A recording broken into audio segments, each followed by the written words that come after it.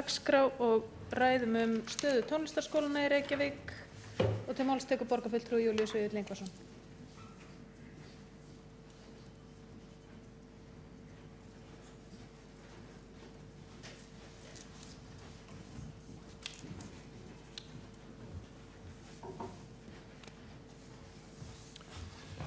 Forseti, ágætu borgarfulltrúar. Við setjum hér á dagskrá umræðu stöðu tónlistarskólanna í Reykjavík. Ég vona það að allir hér inni hafi kynnt sér það eða heyrt af því að það er komið að ögurstundu. Það er hreinlega ekki hægt að halda áfram eins og verið hefur. Tónlistarskólar, einkum þeir sem að sinna framhaldsstigi tónlistarmenntunar, eru komnir að fótum fram. Það eru skólar sem að eru raunverulega gjaldþrota hérna í Reykjavík og við erum að fleyta þeim svona fram yfir fyrsta hvers mánaðar núna á þessu ári í þrígang. Bæði maí, september og nóvember höfum við verið með fyrirframgreiðslur til skólana svo þeir eigi fyrir laun. Og nú er alveg ljóst að við þurfum að endurtaka þennan leik, væntanlega á fundi borgarráðs núna á fimmtudaginn kemur, og þetta er algjörlega óþolandi. Þetta er óþolandi fyrir okkur, það skiptir minnstu máli. Þetta er óþolandi fyrir þá nemendur sem að eru að stunda nám í tónlistarskólanum hérna í Reykjavík. Þetta er óþolandi fyrir þá sem eru að stýra skólanum, fyrir þá sem eru að kenna í skólanum, en verst af öllu er þetta fyrir tónlistarlífið í landinu. Það er búið að skræla þessa tónlistarskóla svo að innan að það er alveg ljóst að okkur mun ekki duga að bæta í eitthvað framlagið og reyna að færa það aftur til fyrra horfs. Það þarf að fara í brjáða aðgerðir. Það þarf að taka þessa sjúklinga og aftur að hlúa þeim til lífs. Ég komi hérna upp til þess að reynlega að fara yfir og heita á þá sem að sitja meirihluta hér í borgarstjórn sem hafa ekki staðið sig í þessu, hafa ekki vaknað til lífsins þó að það sé svo augljóst að það þarf að gera eitthvað. Og það er þá aðalega þeir skólar hér í Reykjavík sem eru Söngskólinn í Reykjavík, Tónlistarskóli FIH, það er Söngskóli Sigurðar Demets og það er Tónlistarskólinn í Reykjavík sem eru þeir skólar sem standa hvað verst. Þetta hefur einnig áhrif á Tónlistarskóla Sigurðs Sveins T. Kristinssonar. Þessi skólar eru að bjóða nemendum upp á framhaldsstig í hljóðfæranámi og þeir eru að bjóða upp á miðstig og framhaldsstig í söngnámi. Og þessir framhaldsstigið er auðvitað dýrt, það kostar meira, það er menntaskólinn í tónlistarskólanum og það er æði margt það að segja. Það er æði margt það að segja hversu mikilvægt það er fyrir nemendur sem eru að stunda tónlistarnám að vera í sínum tónlistarskóla, vera með öðrum sem eru í slíku sambærilegu námi, fá þann samanburð, svona heiðarlega og skemmtilega samkeppni og finna fyrir þeirri mögnun sem í slíku felst. Þá er hægt að bjóða upp á samleik og þá er líka hægt að horfa fram á veginn og ráða fram úr því hvað getur tekið við, hugsanlega atvinnumennska í tónlist, hugsanlega frekara nám í íslenskum eða erlendum háskólum. Og það er náttúrulega mjög sérstakt þegar við hér upp á Íslandi höfum loksins eignast listaháskóla fyrir örfáum árum að við skulum þá ímynda okkur það að það skipti ekki máli hvernig framhaldsstiginu er háttað. Það er svona bara eins og að segja að við þurftum aldrei að menntaskólum í Reykjavík að halda, við bara stofnuðum Háskóla Íslands árið 1911 og þá var allir kátir. Svoleiðis auðvitað gengur þetta ekki fyrir sig og þar með stoppar öll þróun og þar með stöðvarst öll þróun tónlistarlífsins. Og þá erum við ekki bara að tala um einhver ákveðna tónlistartegundir, við tala um alla tónlistartegundir sem að, hvort sem það er dægutónlist eða sígiltónlist eða óperutónlist, jazz eða hvað sem er. Þetta hefur áhrif á það allt saman. Og þá er bent á það, það var gert samkomulag um eflingu tónlistarnáms og jöfnun og aðstöðum nemenda til tónlistarnáms. Og samningu var undirritaður af þáverandi mennta- og menningarmálaráðherra Katrínu Jakobsdóttur, formanni Sambandíska sveitarfélaga Halldóri Halldórssyni, Guðríði Arnórsdóttur og svo Steingrími Jósefussyni og Ögmundi Jónassyni. Og það ræði margt þetta samkomulag að segja. Kannski fyrst og fremst að þetta ekki góður samningur. Þetta ekki vel gerður samningur. Hann ekki skýr og kannski stærsti gallinn við þennan samning það að þeir skólastjórnendur sem að máli varðar mest hér í Reykjavík komu hvergi að þessum samningi. Og það auðvitað bara ástæðan fyrir því að hann byggður á röngum forsendum. Og ég held að menn ættu bara að setja sig í þá stöðu að sjálfseignarstofnanir eða félög sem eru að reka tónlistarskóla fá allt í einu samning sem að þau höfðu mest lítið með að gera. En einhvað síður samningurinn þannig að hann var hugsaður og mjög góð hugsun bak við þennan samning, hugsaður til þess að opna fyrir þá stöðu sem að skólarnir og nemendur stóðu frammi fyrir sem voru svona átthagafjötrar. Og það vegna þess að þegar nemendur komist á framhaldstig tónlistarmenntunar þá auðvitað þurftu þeir í mörgum tilfellum að leita annað og flestir leituðu hingað til Reykjavíkur. En þá neituðu sveitarfélögin, heimasveitarfélög nemenda að greiða með nemendunum og ef þeir greiddu með nemendunum þá var það eitthvað allt annað heldur en það raunverulega kostnaði.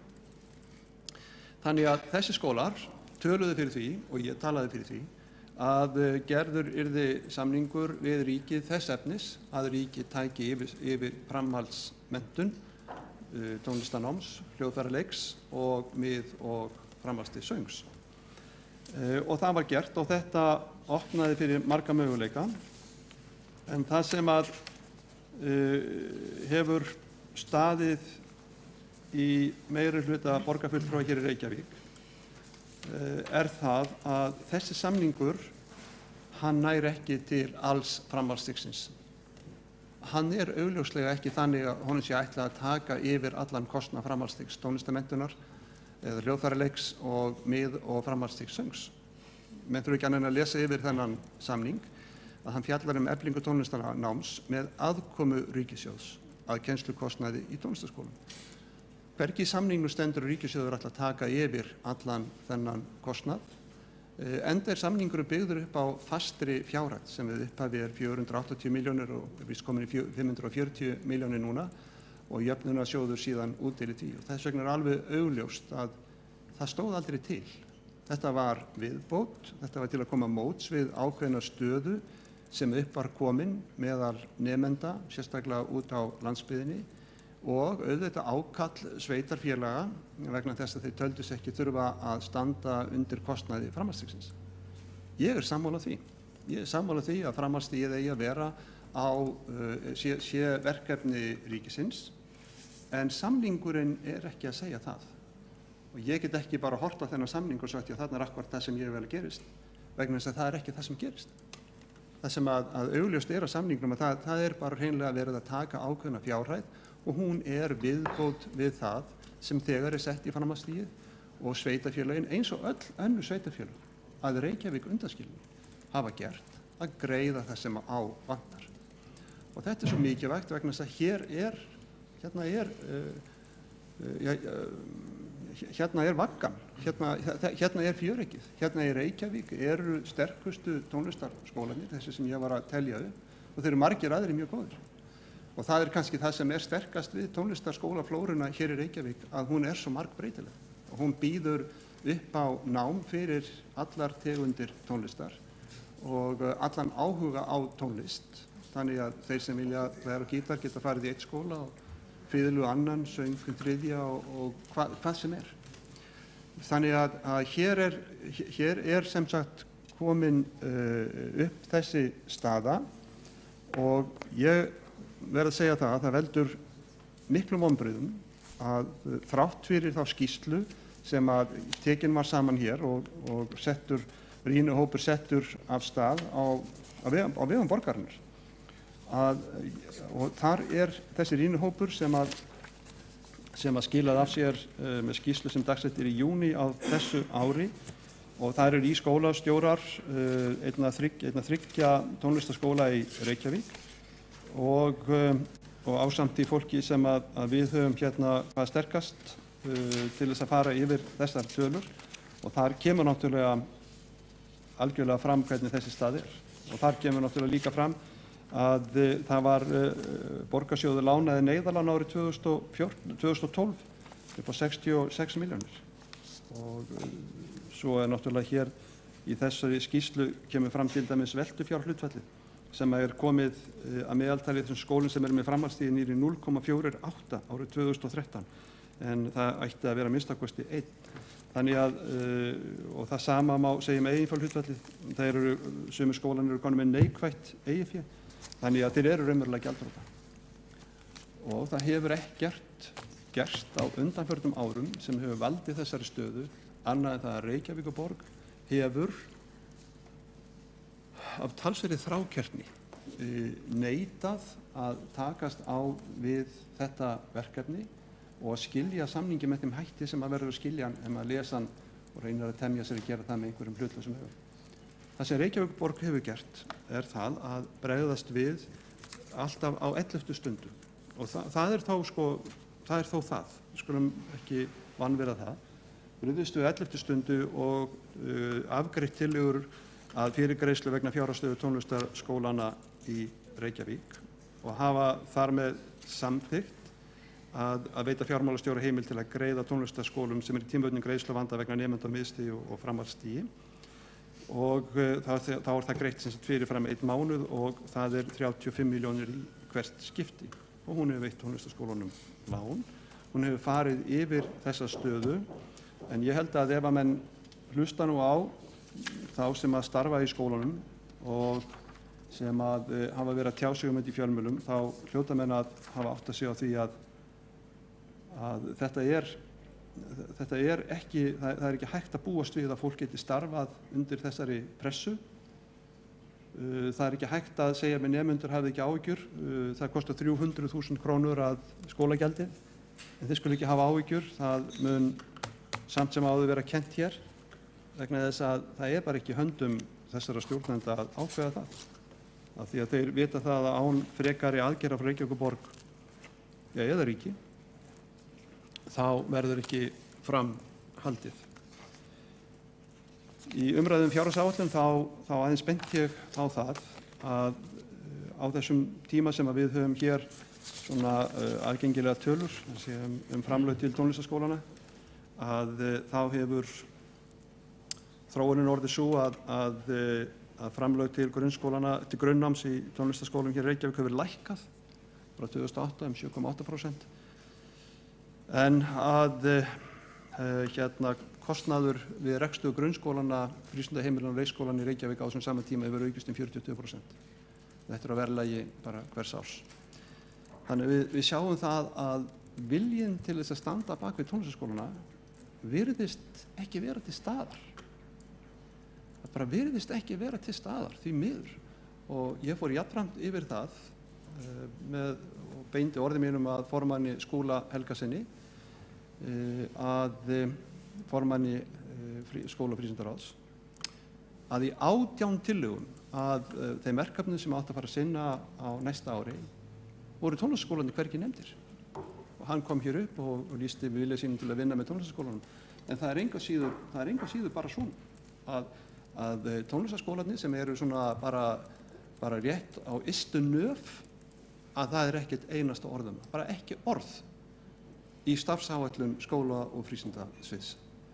Það eina sem stendur þar bara, í Reykjavík eru 18 tónlistarskólar. Við styrkjum þá eða eitthvað svoleiðis. Það bara ekki neitt. Og þetta líka segir manni það að áhuginn á því að standa bak við tónlistarskólana og að eflingu þeirra ekki til staðar. Hann á orði, hann ekki á borði, því miður. Og mér finnst þetta að vera há alvarlegt og ég held að Reykjavíkurborg ætti jafnvel að skoða svona réttarstöðu sín í þessu. Vegna þess að það nú bara einfaldlega svo að það eru til lög tónlistarskóla og þeim hefur ekkert verið breytt að þessu leyti. Þannig að það að ákveða þetta Reykjavíkurborg út frá samningi sem ekki gefur tilefni til þess getur haft ákveðnar afleiðingar. Ég meiri sé gengið svo langt að velta því fyrir mig hvort ekki sé rétt af löggjafanum að setja ákvæði í lögum tónlistarskóla sem væri svipað ákvæði sem í grunnskólalögum, ég held 43. grein. Það sem að vegi meðaltal kostnaðar við rekstur grunnskóla grunnurinn að því framlagi sem rennur til einkarekinna grunnskóla. Það 75% í því tilfelli. Það verður mjög auðvelt að búa til slíka reglu þegar kemur að tónlistarskólanum. Það að segja að vegi meðaltal Hagstofu Íslands á kostnaði við rekstur tónlistarskóla sem reknir eru sveitarfélögum skuli vera það viðmið sem að við höfum og kannski þá að lágmarki 100% þess vegna. Til þess að við getum þá haldið þessum skólum gangandi. Ég bara held að sú regla gæti bara orðið til þess að fleiri sveitarfélög, það reyndar einkareknir tónlistarskólar í Kópavogi og á Ísafirði, en að öðru leyti eru tónlistarskólar meira minna reknir af sveitarfélögum og við erum einn tónlistarskóla sem við rekum í Klébergsskóla sem að er rekinn af sveitarfélaginu.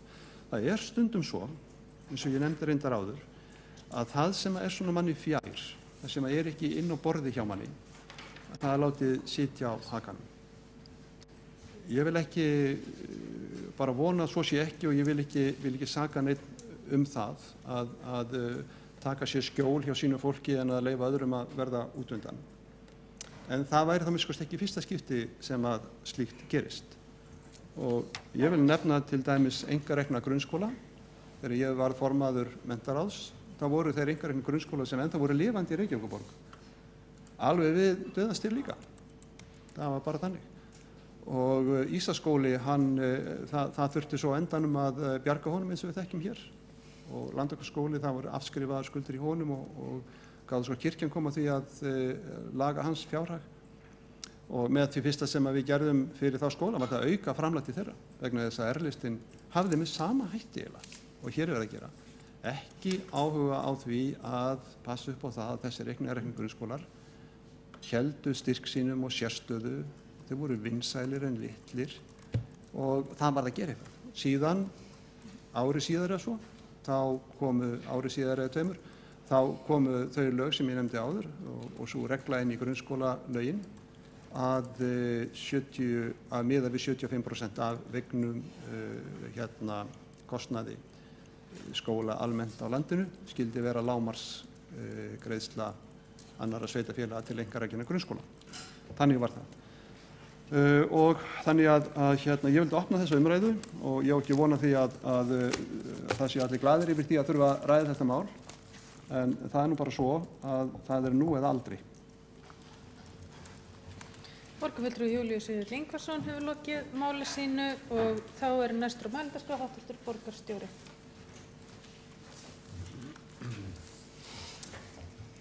Forseti, ágæta borgarstjórn. Ég vil nú þakka fyrir það að málefni tónlistarskólana séu sett hér á dagskrá. Það er fyllsta tilefni til og ástæða til þess að rekja máli nokkuð og forsögu þess. Það er rétt sem að hér kom fram að vandi tónlistarskólanna í Reykjavík tengist miðstigi og framhaldsstigi. Og það kom skýrt fram í greiningu á fjárhagsvanda tónlistarskóla í Reykjavík sem að lögð var fram og kynnt mitt sumar. Og þar var kallað á tafarlausar úrbætur og það hefur ekki mikið gert síðan. Það má segja að það hafi tapast tími í verkfallinu í haust en það er í raun ennþá beðið eftir viðbrögðum og muni rekja það hér á eftir. En aðeins til þess að halda til haga stóra samhenginu að þá fannst mér borgarfulltrúinn skauta heldur létt yfir þá staðreynd að eftir hrun var kannski hvergi skorið jafn kröftuglega niður í skólakerfinu í Reykjavík eins og á tónlistarskólum. Hluta til var þetta kannski vegna þess að nemendur sögðu sig frá námi og það dróst þannig nemendahópurinn saman, en tölurnar tala líka sínu máli. og það ekki fyrir en 2010 sem að framlög til tónlistarskólanna fara að aukast. Þau dragast að raunvirði saman úr 1.090 milljónum 2008 í 840 milljónir 2010 og aukast síðan aftur. Þá með þessum framlögum sem komu frá ríkinu. Það er nefnilega ekki alveg rétt að það hefur verið dregið saman í fjárveitingum á móti, heldur hafa fjárhæðir vegna grunnnámsins hækkað í takt við grunnnámið, en vandinn hefur legið í framlögum ríkisins. En það er þó að því leyti rétt að í raun niðurskurðurinn hefur ekki allur gengið tilbaka að því leyti að nemendum í tónlistarskólum hafi fjölgað verulega á árunum fyrir hrun. Fjöldi þeirra féll síðan kröftulega milli áranna 2007 og 2010 og hefur síðan staðið nokkuð í stað. Frekar lækkað en hitt en staðið nokkuð í stað. Og þá erum við í raun að tala hlutfall tónlistarnemenda á þessu yngsta aldursbili. En hver ástæðan fyrir erfiðri stöðu tónlistarskólanna? Þeir auðvitað gengu í gegnum mjög mikla erfiðleika og stóðu sig að ýmsu leyti vel í gegnum árin eftir hrun með miklum sparnaði. En það var settur á fót rýnihópur síðastliðið vor með það markmið að greina fjárhagsstöðu tónlistarskólanna í Reykjavík, kanna getu þeirra til áframhaldandi starfsemi að óbreyttu fyrirkomulagi og meta tækifæri til endurskoðunar á núverandi fyrirkomulagi hljóðfæra og söngnáms.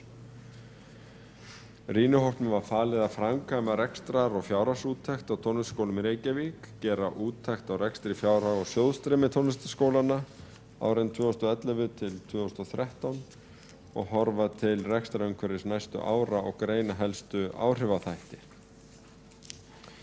Styrkurinn í þessari vinnu var að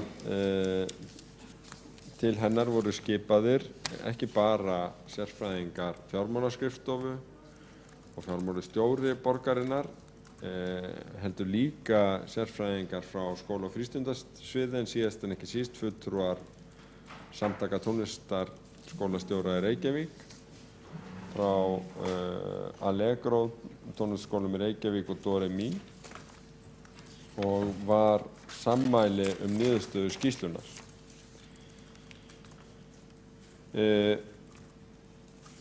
Hún var í stuttu máli sú að fjárhagsvandi tónlistarskólanna tilkominn vegna fyrirkomulagsins á fjárframlögum vegna kennslu á miðstigi í söng og framhaldsstigi í söng og hljóðfæraleik. Ástæður þess eru einkum þau að framlög ríkis eða jöfnunarsjóðs sem eiga standa undir kennslu og stjórnunarkostnaði eru föst fjárhæð. Fjárhæðin breytist ekki þó kjarasamningar auki launakostnað tónlistarskóla, þannig fjármagnar framlag ríkisins sífellt minni hluta af launakostnaði tónlistarskólanna. Fjárhæðin hefur ekki breyst þótt nemendum hafi fjölgað á umræddum skólastugum og það hefur einmitt gerst. Vandinn hefur í raun verið kerfislægur frá gerð samningsins 2011 vegna þess að kostnaðarmat samningsins byggði á nemendatölum sem að stórum hluta komu hér úr Reykjavík, en þegar tilkom að þá var tilkynnt nær 100 nemendur sem ekki höfðu verið inn í tölunum utan af landi. Þeir bættust við án þess að ríkið hækkaði fjárhæðina. Þannig að þeir tóku til sín hlutfallslega af heildarfjárhæðinni og því var dreift flatt á skólana án þess að ríkið gerði eða breytti kröfum til tímafjölda eða menntunar, og raunar bættist við að skólaárið var lengt með kjarasamningnum sem gerður var 2011. Það fékkst raunar svolítil leiðrétting 2012 40 milljónir króna, en hún en fjárhæðin hefði í raun þurft að hækka 110 milljónir. Þannig hefur fjárframlag ríkisins með hverju nemenda minnkað stöðugt eftir því sem nemendum hefur fjölgað. Á sama tíma á skólunum gert að kenna samkvæmt áætluðu kennslumagni og geta ekki dregið úr kennslu samkvæmt reglum Jöfnunarsjóðs nema skila hlutfærslegu fjármagni á móti. Og þetta hefur dregið blóð úr skólunum, þetta hefur gengið hratt á eigin fé þeirra og staða sumra orðin það alvarleg að þeir eru og ramba á barmi gjaldþrots.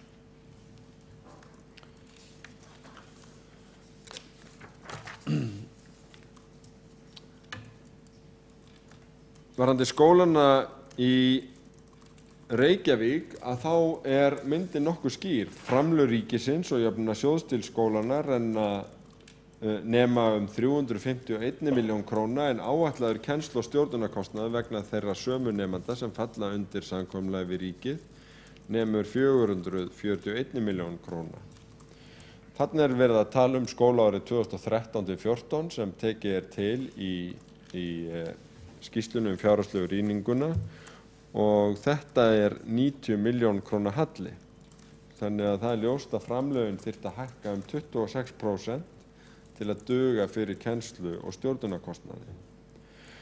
Og rétt að taka fram að framangreint einungis halli vegna eins skólaárs en skólarnir standa frammi fyrir uppsöfnuðu vanda vegna þess tímabils sem samkomulagið hefur verið í gildi eða allt frá árinu 2011. Vegna þess sem framkom í máli borgarfulltrúans réttarstöðu Reykjavíkurborgar rétt að taka fram að þjónustusamningum allra tónlistarskóla í Reykjavík var breytt í kjölfar samkomulagsins 2011 á þá veru að það skýrt inn í samningunum að framlög borgarinnar vegna þessara framhaldsnema og miðnema í söng takmarkast við þau framlög sem fást frá ríkinu. En ríkisframlögin hafa enga síður ekki hækkað og það hefur bitnað mjög illa á tónlistarskólum.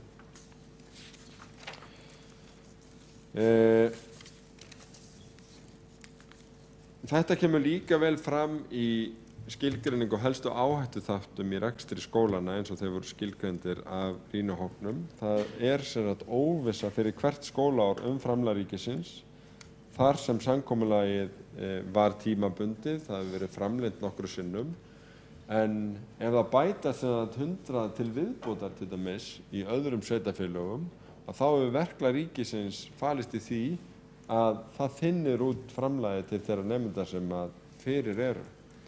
Og það eitt og sér undirstrikar hvað þetta brothætt fjármögnunarmódel. Framlögin hafa heldur ekki hækkað í takt við kjarasamninga.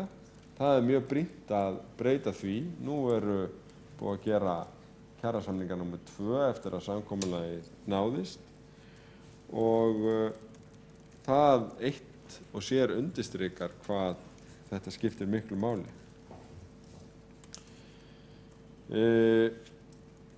Því á sama tíma í gildi námskrá sem menntamálaráðuneytið setur kennslumagn og svo framvegis og þarna hefur myndast ójafnvægi sem kerfisbundinn vandi sem skólarnir hafa verið að glíma við. Formaður skóla- og frístundaráðs mun koma aðeins inn á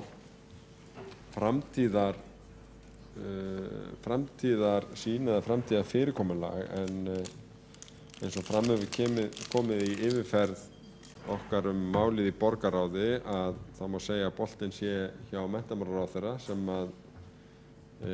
hefur í smíðum tillögur í því efni. Það hef ég raunar ekki séð á blaði en vonast til þess að fá innsýn í það skýrar á næstunni. Það þarf hins vegar enginn að velkjast í vafa að innviðir tónlistarskóla í Reykjavík eru býsna sterkir. Það mikið og fjölbreytt námsframboð, það eru velmenntaðir kennarar og mikil fagmennska.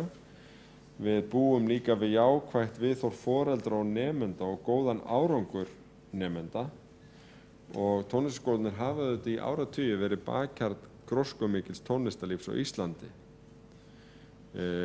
Við getum áfram byggt á þessum styrkleikum ef við náum að vinna á veikleikunum sem eru þessi fjárhagslegi rekstrargrundvöllur. Hann brostinn. Það fjárhagslega óöryggi veikir innra starf. Það birtist ekki bara í þessum kennitölum í rekstrinum, heldur birtist líka í skort á viðhaldi, á endurnýjun hljóðfæra, á tækjakosti og húsnæði.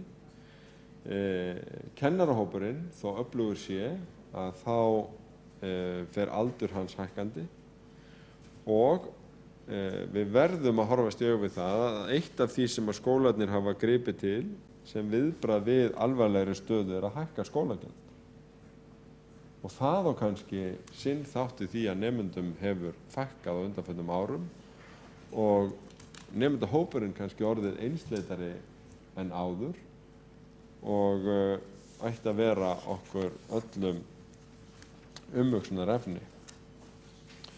Það eru sjálfsagt tækifæri í stöðunni en það erfitt að koma á auga á þau í þeirri alvarlegu stöðu sem einstakir skólar eru. Ábendingar rýnihópsins í sumar sem komið var á framfæri auðvitað strax við ráðuneytið var að í fyrsta lagi væri brýnt að endurskoða fyrirkomulagi varðandi framlög hins opinbera til náms á miðstigi söng og framhaldsstigi söng og hljóðfæraleik þannig að framlögin dugi fyrir kennslukostnaði.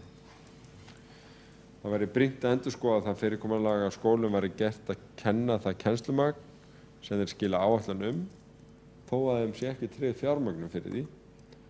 Og það væri brýnt að endurskoða fyrirkomulag á úthlutun fjárframlaga þannig að tónlistarskólarnir viti að vori hvort og þó hve mikið fjármagn þeir fá vegna nemenda á miðstigi söng og framhaldsstigi söng og hljóðfæraleik þannig að þeir geti skipulagt starfsemi sína fram í tímann. Það er rétt sem kom fram hjá frumvarnandi að borgin hefur verið að veita skólunum neyðarlán oftar en einu sinni á yfirstandandi ári og það þarf að horfa til þess við úrlausn þessara mála.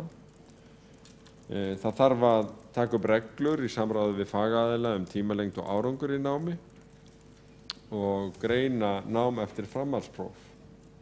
Einn þáttur í samkomulaginu frá 2011 sem að ríkið hefur aldrei efnt að taka lög fjármögnun tónlistarskóla til endurskoðunar.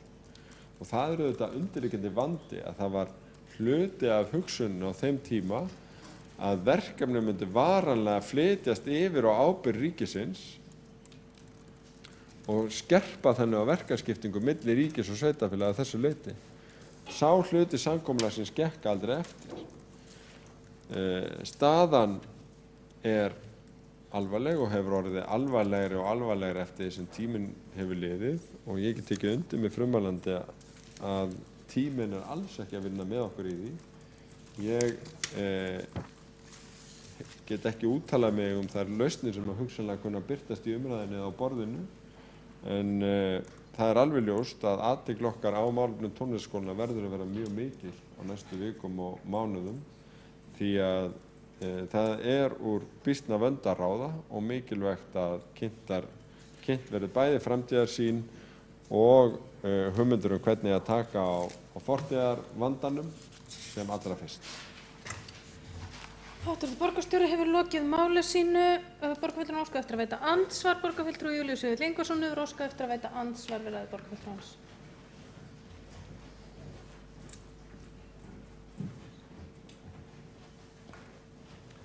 Ágæta borgarstjórn, það var margt rétt sem að borgarstjórinn sagði þegar hann fór yfir þetta en sumt vantaði því miður alfarið og þegar að borgarstjórinn var að ræða hér þetta samkomulag sem við vorum að gera hér að umræðu efni og svona helsti áhrifavaldur tónlistarskólanu þessa myndir að þá finnst mér eins og borgarstjóri sé að tala eitthvað allt annað samkomulag heldur en það sem ég verið að lesa og það sem ég var að fjalla Þetta samkomulag því miður ekki meira heldur en það sem það stendur.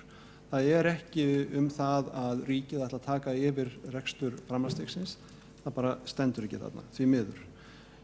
Ég tek undir það að skólagjöld í tónlistarskóla eru alltaf há og það þetta bara afleiðing þessara stöðu. Að þeir reyna að drýja tekjur sínar með því að þá að hækka skólagjöldin að því annað ekki að ræða. en það er allt of mikið fyrir tónlistarnema að borga 300.000 kall yfir sem skólagjöld. Og það var svona, svo ég minnist nú aftur á það þegar ég var formaður menntaráðs að við jökum framlög til einkarekinna grunnskóla og það var gert með því skilyrði að þeir myndu lækka sín skólagjöld og þeir gerðu þau þetta allir vegna þess að okkur fannst að þeir sem í sömu stöðu tónlistarskólarnir núna brugðust við sínum rekstrarvanda með því að hækka skólagjöld og þar með var þetta bara orðið hreinlega ósanngjarnt. Borgarstjóri sagði að innviðir tónlistarskólana séu sterkir. Það er ekki rétt. Innviðir tónlistarskólana voru sterkir. Innviðir tónlistarskólana eru nú orðin mjög morknir og það er bara neyðarástand og ég skynja það á borgarstjóra og hans máli að hann skilji þetta ástand eins og það er.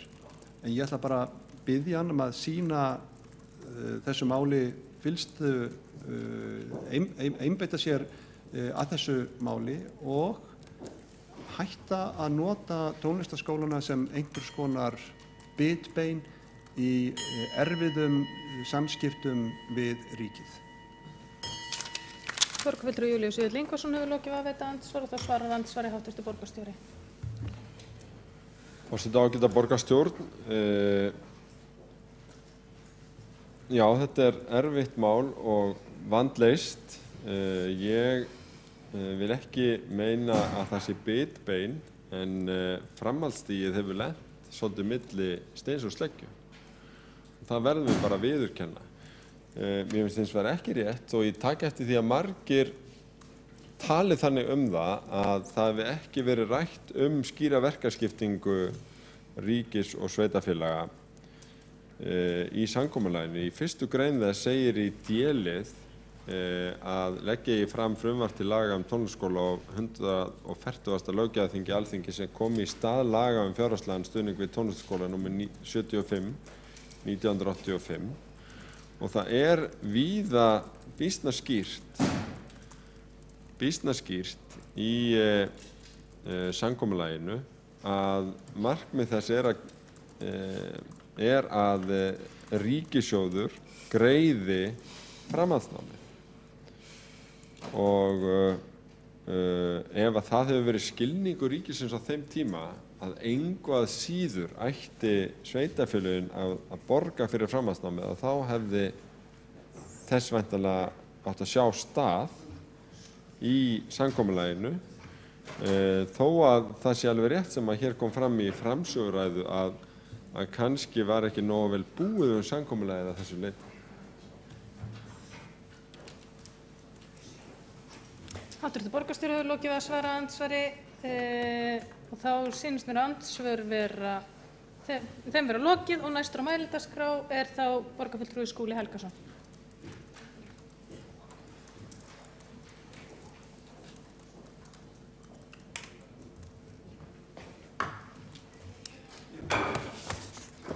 Forseti, ágætu borgarfulltrúar, við ræðum hér stöðu tónlistarskólana í borginu og það er af ríku tilefni og ég vil þakka fyrir þessa umræðu sem er mikilvæg. Það er hárrétt sem kom fram í máli framsögumanns að staða ákveðinna tónlistarskóla í borginni er mjög erfið og mikilvægt að við lítum á það sem forgangsverkefni að gera það sem við getum til þess að leysa úr þeirri stöðu sem upp er komin.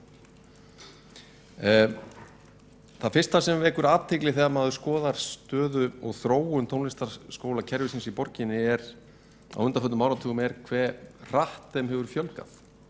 Ef við förum 20 ár aftur í tímann þá var Reykjavíkurborg með þjónustusamning við 9 tónlistarskóla árið 1995 en einungis 10 árum síðar árið 2005 voru slíkir samningar komnir upp í 20.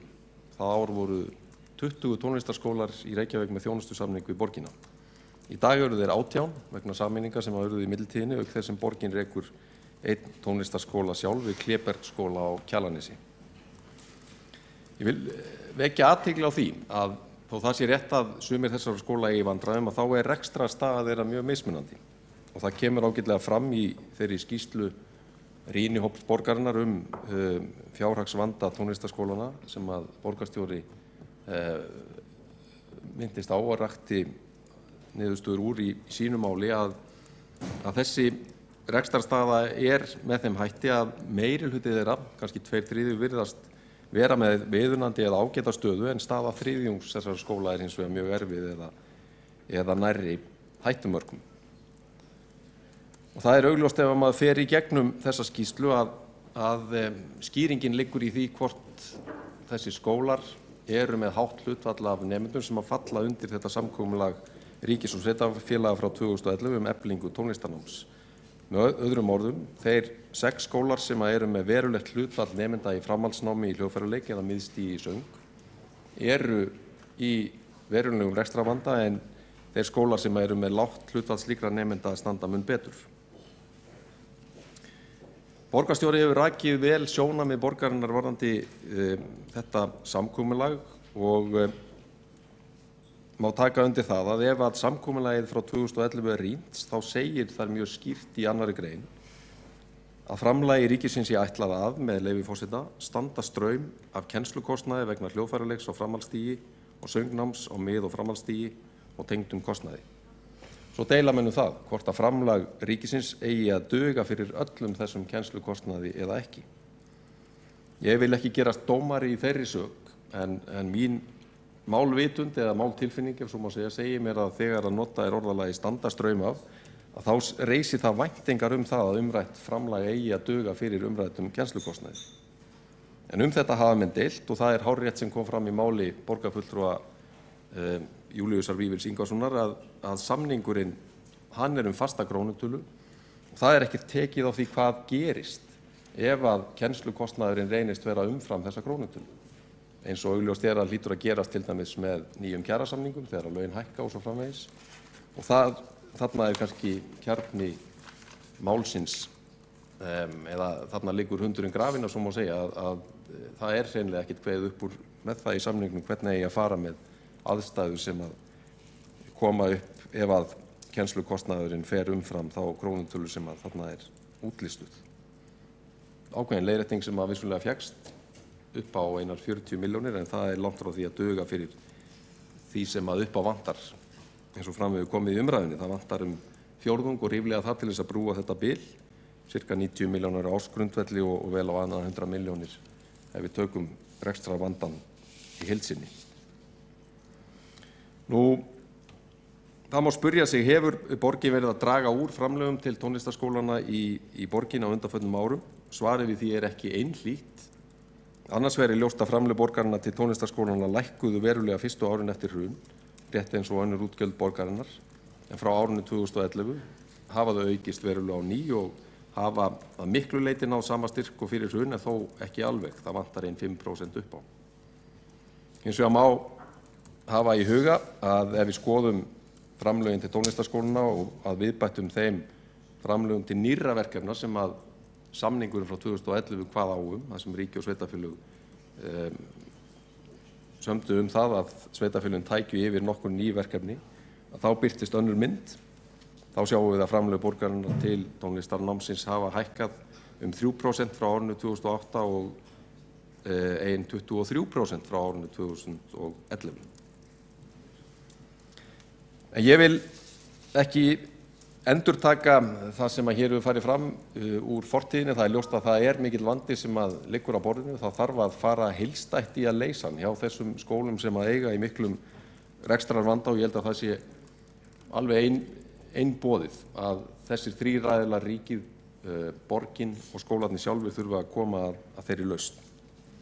Og það lykilatriði í þessari umræðu að kveða mun skýrar á verkaskiptingu ríkis og sveitarfélaga varðandi tónlistarnámið og þá sérstaklega hvernig við staðsetjum framhaldsnámið til framtíðar. Þar eru nokkrir möguleikar í stöðunni. Það í sjálfu sér mikilvægt að hafa í huga tilefni samkomulagsins frá 2011 það ekki væru sett vistarbönd á tónlistarnema og þeir væru ekki í sjálfu sér þvingaðir til þess að læra á hljóðfæri eða fara í söngnámi í því sveitarfélagi sem að þeir eru búsettir. En hins vegar eru þar ákveðnar flækjur sem að mikilvægt að hafa í huga. Það til dæmis áberandi að það eru heilir 330 nemendur sem að læra að stunda tónlistarnám í Reykjavík en eru búsettir í öðrum sveitarfélögum. Og þar af einir 126 nemendur sem að falla undir þetta samkomulag frá 2011. Og má spyrja sig hvort að Reykjavíkurborg sé að einhverju leyti að borga með þeim nemendum sem að þar ræðir. Það er líka eðlilegt þegar við veltum fyrir okkur verkaskiptingu ríkis og sveitarfélaga að horfa á skipanina varðandi almennt nám í landinu. Sveitarfélögin að reka leik- og grunnskóla, ríkið rekur framhaldsskóla. Eigum við að hafa svipað fyrirkomulag varðandi tónlistarnámið. Mörgum kynni að þykja það eðlilegt og ég held að það sé eðlilegt til framtíðar að reyna að skipa málum þannig að það sé ekki einhver mismunandi skilaboð varðandi þessa verkaskiptingu eftir því hvers konar tegundar námi er undir á hverjum tíma. Varðandi það hver stefna okkar er að vera hér hjá Reykjavíkurborg, þá held ég að það sé lykilatriði númer 1, 2 og 3 að öll börn eigi möguleika á því að stunda tónlistarnám, að kynnast þessum heillandi heimi sem að tónlistin geti reynt sig við mismunandi hljóðfæri eða söng og það er hluti af þeim áherslum sem að núverandi meirihluti leggur á það að í framtíðinni að þá séum við að leggja jafnmikla áherslu á listnám, verk- og tækninám eins og lagt hefur verið á bóklega námið. Það lykilþáttur og forgangsatriði í áherslum nýs meirihluta og við höfum þegar samþykkt tillögu að setja á fót starfshóp sem að vinnur á þessu takmarki. Og þetta í mínum huga í skýru samhengi við það að ef við viljum raunverulega byggja hér upp skólastarf sem að vinnur út frá styrkleikum nemenda og líka viljum taka þátt í þeirri baráttu sem að stjórnvöld vilja heyja gagnvart því að draga úr brottfari nemenda í framhaldsskólum og þá skiptir lykilmáli að við séum að búa vel að nemendum í tónlistarnámi. Ég held að við eigum að setja okkur þessi markmið að efla bæði tónmenntakennsluna og tryggja það að öll börn eigi þess kost að læra á hljóðfæri eða taka þátt í söng undir faglegri stjórn. Gætum við að þar við tiltekin árafjölda á grunnskólastiginu. Þessi menntun hún eflandi, bæði félagslega og námslega, en hefur auk þess verulegt samfélagslegt gildi inn í samfélaginu.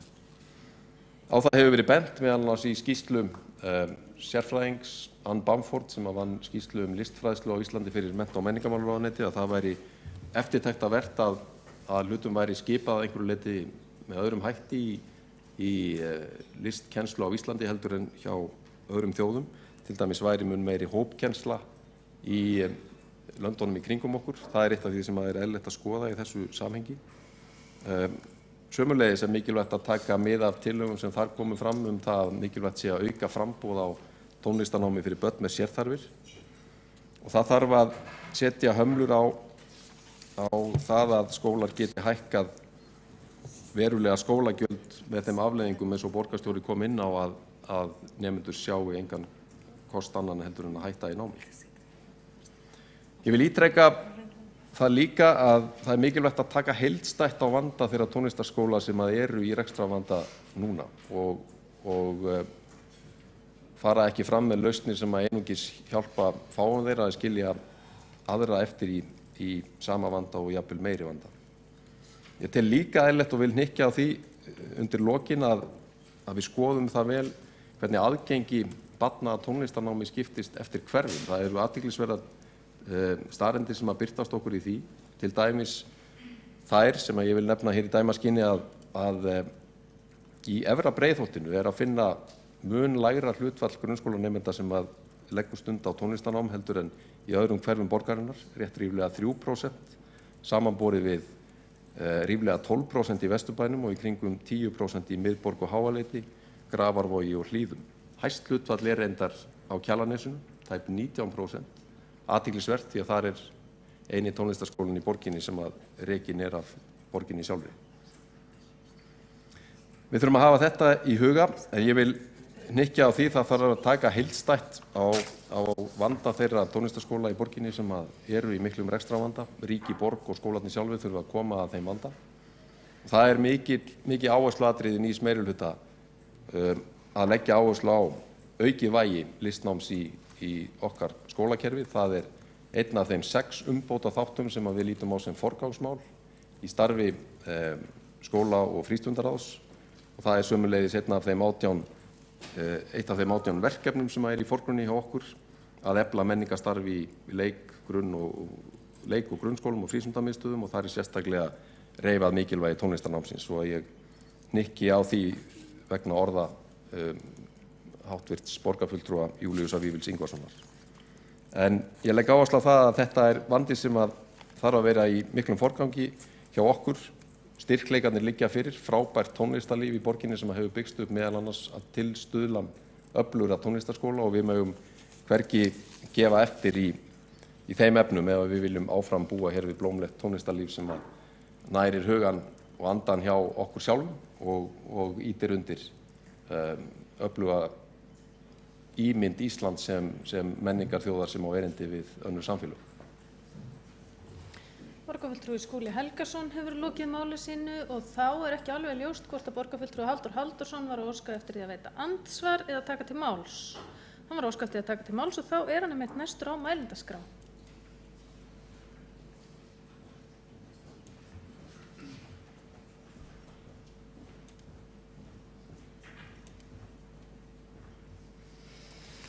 Já, forseti og góðir borgarfulltrúar.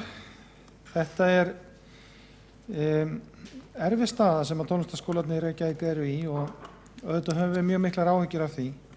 Ég ætla nú fyrst og fremst að ræða þennan samning sem var gerður 13. maí, undirritaður 13. maí 2011 og var niðurstaða eftir töluvert langar umræður að þetta hafði nú staðið yfir í einhver misseri, jafnvel einhver ár að tilraunir sveitarfélagana til þess að taka upp kostnaðinn við tónlistarskólana. Það var gerður samningur árið 89-90 cirka, þar sem verða svona ákveðin verkaskipti. Heilsugæslan fer aftur til ríkisins og tónlistarskólarnir eru negldir niður sem verkefni sveitarfélaga og það voru svona ákveðin fjárhagsleg samskipti löguð í framhald af því, í tengslu við það. Svo mátu sveitarfélögin það þannig að kostnaður væri að aukast hlutfallslega og tekjuskiptingin frá 90 væri ekki að standa undir rekstri skólana. Þannig að það var verkefni samband sveitarfélaga að reyna að ná samkomulagi við ríkið að bæta þetta með einhverjum hætti upp. Og hugmyndirnar snerust voðalega mikið það að reyna að skipta þessu einhvern veginn. Að skipta þessu þannig að það væri svona hort til grunnskólastigsins sem væri hjá sveitarfélögunum, framhaldsskólastigsins sem væri hjá ríkinu. Og þá voru hugmyndir aldursskiptingu, hvort það væri bara hægt að miða við að þegar að nemendur væri orðnir 16 ára og væru í tónlistarnámi, hvort sem það söngur eða hljóðfæraleikur, að þá tæki ríki við. Ekki var það nú samþykkt. Þá voru hugmyndir að hvort það væri hægt að miða við þau stig sem eru og ríki tæki við á miðstigi eða framhaldsstigi, man ekki alveg hvernig útfærslan var, og ekki var það samþykkt heldur. Nú svo tekst það nú svona að berja saman samning það að ríki komi að stuðningi við sveitarfélögin og sá samning var undirritaður í Hörpu 13. maí 2011 og þetta ekki, það skal bara alveg viðurkennast, þetta ekki nógu góður samningur. En þetta var áfangi á langri leið og þessum áfanga, þessari undirritun sem var nú svolítið svona, já, það var þarna breiðsíða ráðherrum sem mætti og við vorum 2 fyrir hönd sveitarfélagana sem undirrituðum. Það voru miklar yfirlýsingar það að þetta væri áfangi á langri leið og þetta yrði allt saman tekið upp aftur og að lögin yrði endurskoðuð eða það yrði samin ný lög. Það hefur ekki gerst. Og áfangin í rauninni, máli var aldrei tekið upp af neinni alvöru af hálfu ríkisins þrátt fyrir endalausa tilraunir sveitarfélagana til þess að fá þetta mál tekið upp. Því miður.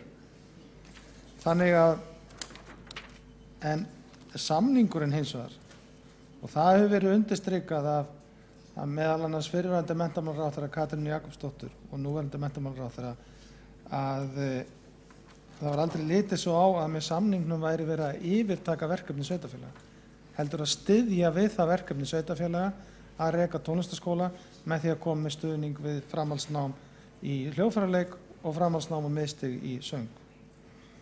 Og því miður er þetta ekki nægilegt fjármagn til að standa undir þessu. Það er það ekki. Þannig að samningurinn sem slíkur er ekki nógu góður, það skal viðurkennt, en hann var líka bara að hugsa það sem áfangi þarna 13. maí 2011. Það eru engin ný lög komin, það er engin breyting á lögum númer 75 frá 1985 sem eru lög fjárhagsleg stuðning við tónlistarskóla. Í þeim lögum er kveðið á að hlutverk sveitarfélaga er að greiða launakostnað kennara og skólastjóra. Skólagjöld eiga að fjármagna annan rekstur skólana og svo hugsanlega einhver áheit eða einhverja sértekjur. Þannig að við erum í þessari stöðu. Þetta er verkefni sveitarfélagana, algjörlega, og það er ekki hægt að líta öðruvísi á en að framlag ríkisins sé stuðningur við þetta verkefni sveitarfélagana. Það hefur alltaf verið mín túlkun á þessu samkomulagi og alltaf verið túlkun ríkisins á þessu samkomulagi. Við verðum að komast út úr þessu. Við verðum að vera með svona hreinni verkaskiptingu í þessu máli. Ég sagði það fljótlega eftir þessi samningu hafði tekið gildi og vorum farin að vinna eftir honum, sveitarfélögin, að við yrðum að komast út úr því kerfi og semja þá einhvern veginn nýja verkaskiptingu og nýja tekjuskiptingu í tengslu við það, eða einhvað í það áttina til þess að komast út úr því að vera endalaust að takast á samning, ár frá ári, hvort að það yrði bætt við 10 milljónum í fjárlögum eða 20 milljónum eða hvaða nú væri. Og hafi farið ótrúlega orku í þetta af hálfu Reykjavíkurborgar, af hálfu sambandssveitarfélaga, af hálfu ríkisins og með nánast engum árangri því miður. Vegna þess að ríkið hefur ekki staðið við þau fyrirheit að undirritunin 13. maí 2011 væri áfangi á langri leið. Og ég ætla svo sannarlega að vona að við stöndum frammi fyrir því að hér var nefnt af hálfu borgarstjóra að menntamálaráðherra væri með einhverjar hugmyndir eða tillögur í farvatninu sem ekki er hægt að tjá sig vegna þess að það hafi ekki litið dagsins ljós. Ég ætla svo sannarlega að vona að það leysi það mál sem er orðið stórkostlegt vandamál varðandi rekstur tónlistarskólana í Reykjavík. Því að við þurfum svo sannarlega á því að halda að við séum með sterka tónlistarskóla. Fjárhagslega sterka, þeir eru faglega sterkir, en við þurfum að bæta fjárhagslega styrk þeirra svo munar. Takk. Borgarfulltrúi Halldór Halldórsson hefur lokið máli sínu og fleiri hafa ekki kvatt sér hljóðs. Jú, borgarfulltrúi Júlíus Vífill Ingvason hefur kvatt sér hljóðs.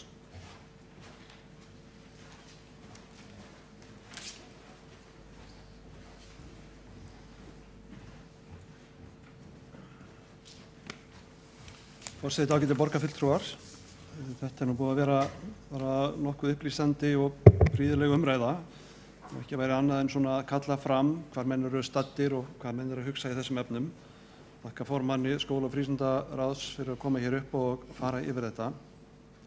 Ég verð nú svona á þess að vilja móðga neitt, þá finnst mér þetta svolítið eins og kontóristar hafi komið hér upp og svona talað þetta svolítið á fyrirframgefnum nótum. Ég hefði viljað sjá meiri orku og meiri kraft, meiri ákveðni, meiri áræðni og þá líka við borgarstjóra sem er nýbúinn að segja að hann vilji koma og gera og græja, þá skal hann koma og gera og græja hér í þessum efnum. Það er bara nauðsynlegt, það er bara algjörlega. Formaður skóla- og frístundaráðs sagði alveg réttilega að það eru svona ákveð orðalag í þessum samningi sem gefa tilefni til að skilja hann með ákveðnum hætti. En ef maður leyfir sér að svona setja aðeins á sig lögfræðigleraugun, þá sér maður að það er samt sem áður ekki fullnægjandi. Það er aldrei talað allan kennslukostnað og aldrei yfirtöku eða neitt slíkt heldur aðkomu og ég hef helst svona trú að því að þetta hafi nú verið einhverju slungnir menn sem samþykktu þetta og ætluðu sér aldrei að hafa þetta sérstaklega skýrt. Svona samþyngar þurfa að vera skýrir og við vorum búin að öllsömmul vonast til þess að hægt vera að gera þann samning við ríkið, að ríkið tæki yfir framhaldstigið alfarið. Ég hafði sjálfur átti nokkra fundi með mennta- og menningarmálaráðherra það á sínu tíma þar sem að ég var að hvetja til þess að við reyndum að komast einhverju samkomulagi það og það varð ekki úr. Mér finnst það mjög bagalegt, það þarf að skýra þetta þó að kannski á sumum sviðum finnst mér að milli menntaskóla og grunnskóla megi vera óskýrari mörk. Það finnst mér að mörkin hér þegar kemur að fjármálum miðstigs í tónlistarnámi eigi að vera algjörlega skýr. Það er hægt að gera svo gríðarlega margt með tónlistarskólanum. Hér hafa menn talað mikilvægi tónlistar í uppeldi barna og það kannski má segja það að það sem er ákveðin galli í því fyrirkomulagi sem við höfum hér í Reykjavík er það að tónlistarskólarnir eru sjálfstæða stofnanir. Þeir eru ekki hluti af skólakerfinu með svona jafn ákveðnum hætti eins og þeir gætu verið. Og það kostar ákveðið átak og það kostar vilja og peninga að tengja þessa tvo strauma saman. Og það gerðum við á sinni tíma, við stofnum til ákveðins verkefni sem við köllum músikalskt par, þar sem við stofnum til samstarfs við nokkra grunnskóla og nokkra tónlistarskóla sem voru til þess bærir og það virkaði alveg rosalega vel. Það var alveg svakalega mikið sem gerðist inn í skólanum, sögðu kennarar okkur og skólastjórnendur og ég mætti á nokkra tónleika sem voru svona meira samstarfsverkefni skulum við segja, tónlistarskóla, grunnskóla nemenda sem voru að vinna með tónlistarskólanum. Og það er auðvitað alveg rétt hjá formanni skóla- og frístundaráðs að skólanum fjölgaði allt of mikið raun og veru. Og það er ákveðin saga bak við það sem nú óþarf að vera eitthvað að rifja upp hér. En borgaryfirvöld gengur bara ekki nægilega langt í því að fá niðurstöðu í því máli. Það er að segja að fá samkeppnisstofnun til þess að álykta þetta, fara með þetta fyrir samkeppnisráð og jafnvel fyrir dómstóla til þess að fá því skori hvort að það væri virkilega nauðsynlegt fyrir Reykjavíkurborg að líta svo á að hér væri samkeppnisrekstur ræða sem sem sagt ástæðan fyrir því að skólum fjölgaði svo ört eins og formaður skólafrístundaráðs borgarfulltrúi Skúli Helgason minnist hér á. Það sem hefur náttúrulega gert sumar einingar heldur veikari rekstrarlega séð. En ef við reynum að líta á björtu hliðarnar þá verðum við auðvitað líka að horfa til þess að við þetta uxu upp skólar sem voru svolítið óvanalegir sem hverjir og voru eins og alltaf með svona rekstur, reknir áfram af frumkvöðlum og svona ákveðnum krafti, frumkvöðla krafti því að það fer enginn út í rekstur tónlistarskóla nema hann brenni fyrir það og helst alveg upp til agna. Þetta er bara þannig rekstur, nótt og nýtan dag sem krefst bæði ákefðar og þolinmæði. Þannig að það má kannski segja það að þetta séu kostir og gallar. Það sem ég vilja verða að minna á þegar við erum að ræða þetta hér, að eins og framkomi í máli þeirra sem hér töluðu, bæði borgarstjóra og borgarfulltrúa Skúla Helgasonar, að þá lítur Reykjavíkurborg á þennan samning með ákveðnum hætti. Engin önnur sveitarfélög gera það samt sko. Við skulum bara hafa það alveg á hreinu. Önnur sveitarfélög ekki að líta á með þessum hætti. Við líta á með þeim hætti sem ég að lýsa hér og lýsti áðan, að þetta væri ákveðið innlegg, ákveðið framlag sem væri aukreitis og það er alveg hreina línur. Þó að hér hafi verið farið með svona einhverja tölur framlög til skólana, að þá framlög sem koma beint frá Reykjavíkurborg, þau hafa dregið svona saman eins og ég var að lýsa. 7,8% frá 2008. Auðvitað varð fækkun í skólanum en ef við miðum síðan við þá þróun kostnaðar, almennt kostnaðar í skólakerfinu þá er þetta allt annað, 42% sko, á sama tíma. Þannig að það er ekki hægt, það er bara ekki hægt að segja annað en að áhugi fyrir því að leggja eitthvað að mörkum og leggja eitthvað á sig til að halda tónlistarskólanum það sterkum sem þeir þurfa að vera er ekki til staðar. Það er það bara ekki og nú veit ég að sumir hugsa þetta er nú ekki sanngjarnt, þetta er ekki satt, þá segi ég að það er fínt. Hugsið það og gerið eitthvað í því. Komið hér aftur og sýnið það að þetta er ekki satt, þetta er ekki rétt. Þið viljið gera eitthvað, þið brennið fyrir það og þið komið hér inn með tillögur og aðgerðir sem að rétta þetta við. Ég ætla hérna í lokin að lesa bókun sem ég legg fram fyrir hönd borgarfulltrúa Sjálfstæðisflokksins. Ég ætla að fá að lesa hana með leyfi forseta. Gjaldþrot blasir við tónlistarskólum í Reykjavík. Á undanförnum misserum hafa nemendur og starfsfólk þeirra tónlistarskóla sem hafa verið máttarstólpar íslensks tónlistarlífs búið við algjöra óvissu og mátt þola það að vita ekki hvort kennslu verði áfram haldið frá mánuði til mánaðar. Andvaraleysi meiri hluta borgarstjórnar þegar kemur á tónlistarmenntun kemur fram í því að tónlistarskólum búið rekstrarumhverfi sem algjörlega óraunhæft. Það er skýr niðurstaða skýrsluhöfunda sem gerðu greiningu á fjárhagsvanda tónlistarskólans í Reykjavík að miðju þessu ári. Nú er staðan orðin það alvarleg að það þarf sérstakt átak til að endurreisa rekstur og liststarfsemi skólana, enda mun einföld hækkun framlaga til þeirra varla duga til að þeir nái fyrri styrk. Meirihluti borgarstjórnar hefur frá árinu 2011 gert tónlistarskólana að bitbeini í hörðum deilum við ríkið það hvort ríkið eða borg eigi að borga kostnaða framhaldsstigi tónlistarmenntunar. Slík framganga er algjörlega óábyrg. Orðalag samkomulags eflingu tónlistarnáms sem undirritað var í maí 2011 gefur ekki tilefni til þeirra túlkunar sem meirihluti borgarstjórnar hefur kosið að halda fram. Samkomulagið fjallar ekki yfirtöku ríkisins á framlagi til framhaldsmenntunar í hljóðfæranámi og mið- og framhaldsstigi í söng, heldur samþykkir ríkið aðkomu að kennslukostnaði og það orðalag er ekki að túlka sem yfirtöku á öllum fjárframlögum til framhaldsstigsins. Áður en borgin neitar að greiða þann kostnað sem fellur til umfram framlag ríkisins, ætti hún að skoða vel réttarstöðu sína, enda ekki ólíklegt að máli fari fyrir dómstóla. Verst af öllu er það tjón sem unnið hefur verið á tónlistarlífi borgarinnar til framtíðar. Borgarfulltrúi Júlíus Vífill Ingvarsson hefur lokið máli sínu og það er hv. borgarstjóri óskar eftir að veita andsvar við ræðu borgarfulltrúans. Ég ætla að boða, forseti ágæta borgarstjórn, ég ætla að boða bókun fyrir hönd meirihluta borgarstjórnar og gera alvarlega athugasemd við það að hér er algjörlega litið framhjá skyldu og hlutverki ríkisins þegar kemur að þessu þvert á þá greiningu sem unnin hefur verið með tónlistarskólanum í Reykjavík og það er mjög alvarlegt mál.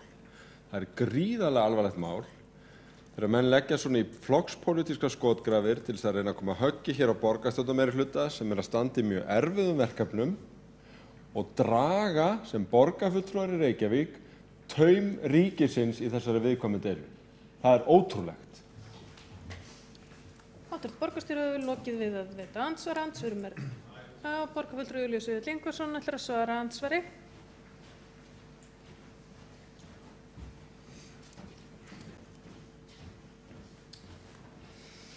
Forseti ágætu borgarfulltrúar.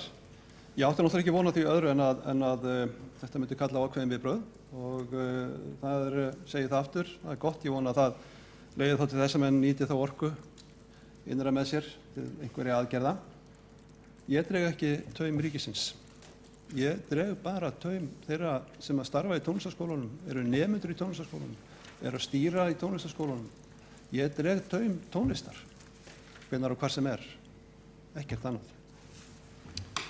Borgarfulltrúi Júlíus Vífill Ingvarsson hefur lokið við að veita svara andsvar og þá veitir andsvar öðru sinni hv. borgarstjóri. Forseti ágæta borgarstjórn, nú skora ég á borgarfulltrúan að lesa aftur yfir þá ótrúlegu bókun sem var í litlu samhengi við efnisinntak umræðuna sem hér fór fram í ljósi þessara fögru orða sinna. Ég ætla að leyfa mér að endurtaka það sem kemur skýrt fram í greiningu rýnihóps fjárhagsvanda tónlistarskóla. Ég ætla að leyfa mér að endurtaka það.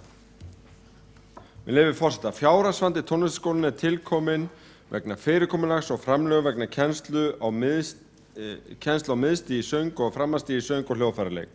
Ástæður þess eru einkum þau að framlög ríkis sem eiga standa undir kennslu og stjórnunarkostnaði eru föst upphæð. Síðan er þetta rakið í 3 liðum. Það er ekkert í bókum borgarfulltrúa Sjálfstæðisflokksins sem gefur svo mikið sem til kynna að þær hafi áttað sig á greiningu vandamálsins við hvað þeir að eiga og heldur hafa þeir bara fallið í þá freistni að ætla að skora einhver stig á kostnað borgarstjórnarmeirihlutans í staðinn fyrir það að taka þátt í því með tónlistarskólanum í Reykjavík sem unnu þessa skýrslu með okkur að fá þetta leiðrétt. Það er bara sorglegt. Hv. borgarstjóri hefur lokið við að veita andsvar öðru sinni og þá svarar andsvari öðru sinni borgarfulltrúi Júlíus Vífill Ingvarsson.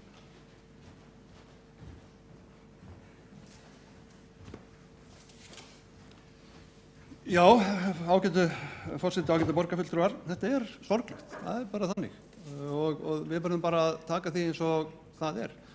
Og það hefur bara ekki nokkur áhrif og bætir þetta mál ekki neitt og menn séu hér eitthvað að æsa sig upp og svona baula yfir borgarstjórn. Það bara breytir engu í málinu. Ég held að það nú ansi langt til jafnað, borgarstjóri góður, þegar þú ferð að halda því fram að við þekkjum ekki málið. Ég bara frábið mig svona skætingi. Ég nú satt að segja, sko, í 8 ár var ég formaður stjórnar eins af þessum tónlistarskólum sem að þarna ræðu. Ég þekki reksturinn bara mjög vel. Var auk þess nemandi í 3 af þeim skólum sem þarna til umræðu og ég þekki alveg hvað að gerast í þessu skólum. Þannig að ég ætla bara að segja við borgarstjórann að biðja hann að halda, svona, hafa hemil á strák sínum og reyna að vinna þessu máli með öðrum hætti heldur en svona. Borgarfulltrúi Júlíus Vífill Ingvarsson hefur lokið við að svara andsvari öðru sinni og þá andsvörum lokið sem og umræðu þennan lið. Þá förum við í 5. mál á dagskrá sem umræða íþrótta- og æskulýðsmál í Vesturbænum.